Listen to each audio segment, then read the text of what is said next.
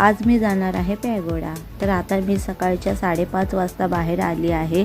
तुम्ही बघू शकता की किती काळोख आहे, एकदम छान आणि फ्रेश वाटत आहे सकाळी सकाळी। आता आमची ट्रेन आलेली आहे। हे पहा, आता आम्ही ट्रेनमध्ये बसले आहोत। आता आम्ही इथून दादरला उतरणार आहोत आणि तिथून पुढे आम्ही परत ट्रेन चेंज करून बोरिवलीला जाणार आहोत। इथे माझ्या मावशी आहेत, बहिणी आहेत, आम्ही सगळे पॅगोड्याला। आता आम्ही बोरिवली स्टेशनला उतरलो आहोत। बोरिवली स्टेशनच्या ब्रिजवरून हा नजराणा आपण पाहू शकतो। इथे पहा, आपल्याला भाजीपाला दिसत आहे। आता आम्ही रिक्षातून पॅगोड्याला जात आहोत। चला तर आता पॅगोड्याला भेटूया। आता आम्ही पॅगोड्याला जाणाऱ्या बोटीचं तिकीट काढायला आलो आहोत।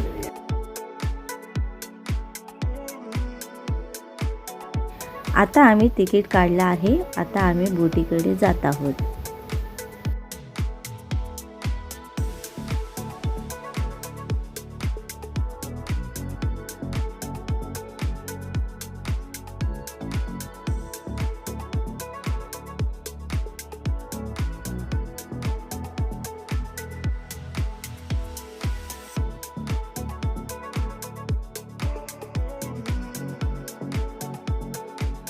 हे पहा, आमची बोट येत आहे आणि ही बोट आम्हाला पॅगोडापर्यंत घेऊन जाणार आहे।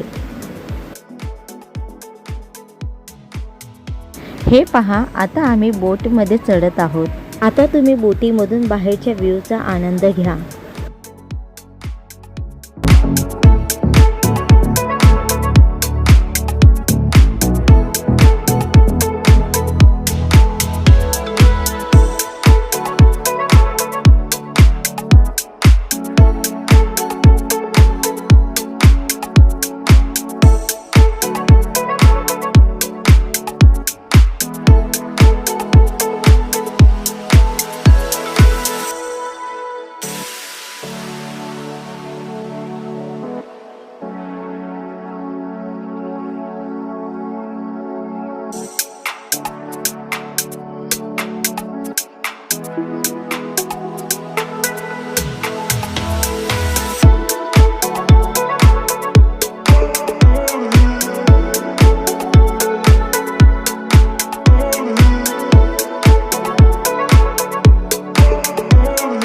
आता हे पहा, आम्ही इथे पॅगोडाला उतरलो आहोत। पॅगोडाला येण्याचे मुख्य कारण म्हणजे गोयंका गुरुजी यांची जन्मशताब्दी असल्यामुळे एक दिवसीय विपश्यना शिबिर ठेवण्यात आलेली आहे। त्यामुळे इथे सर्व जुने साधक विपश्यना करण्यासाठी आलेले आहेत।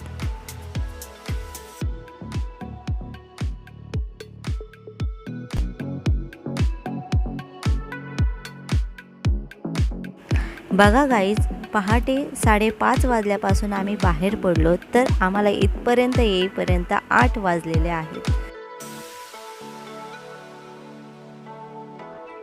हे पहा गाईज, आता आम्ही गेटमधून एंट्री करत आहोत। आतमध्ये पूर्ण सिक्युरिटी आहे। इथे आम्हाला आमचा रजिस्टर नंबर विचारून आय कार्ड दिले जात आहे। इथे बघा, गोयंका गुरुजी आणि त्यांच्या पत्नीचा फोटो आहे। इथे आपण पाहू शकता की लांबून आलेले लोक त्यांच्यासाठी पाण्याची व्यवस्था केलेली आहे। हे पहा, हा आहे पॅगोडा। इथे आम्ही विपश्यनेला बसणार आहोत। हे बघा, इथे पॅगोडामध्ये बुद्धांची अस्थी ठेवलेली आहे। इथे जवळजवळ 10,000 साधक विपश्यनेला बसू शकतात अशी रचना केलेली आहे।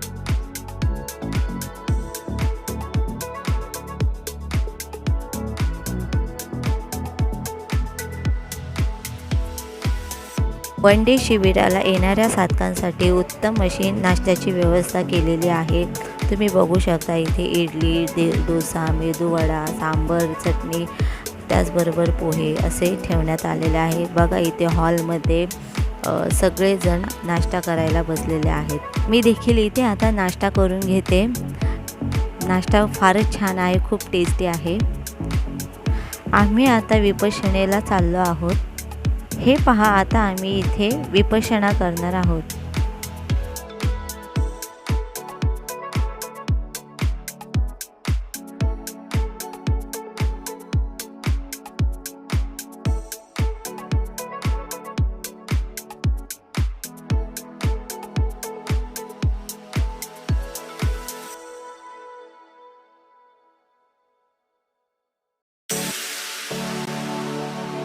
आता आम्ही 2 तास विपश्यना केल्यानंतर आमची जेवणाची वेळ झालेली आहे, त्यामुळे आम्ही इथे सगळेजण जेवायला बसलेलो आहोत। जेवणाची सुद्धा उत्तम अशी व्यवस्था केलेली आहे।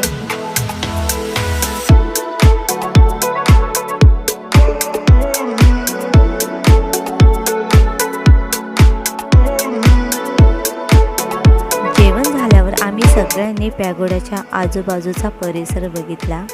खरंच तिथे खूप छान कलाकृती केलेल्या आहेत। खूप छान वाटतं तिथे गेल्यावर। मित्रांनो, तुम्ही सगळ्यांनी अवश्य पॅगोड्याला भेट द्या। तिथे गेल्यावर आपले मन आपोआप शांत होते। आपण आता माझ्या मावशीला विचारूया पॅगोड्याला आल्यावर कसं वाटतं। आम्ही इथे 1 दिवसाच्या गणपतीला आलो आहोत। त्यांची 100वी जन्मशताब्दी होती, त्यामुळे आम्ही आलो आणि खूप छान झालं आमचं। आता आम्ही बोटीतून परत जात आहोत।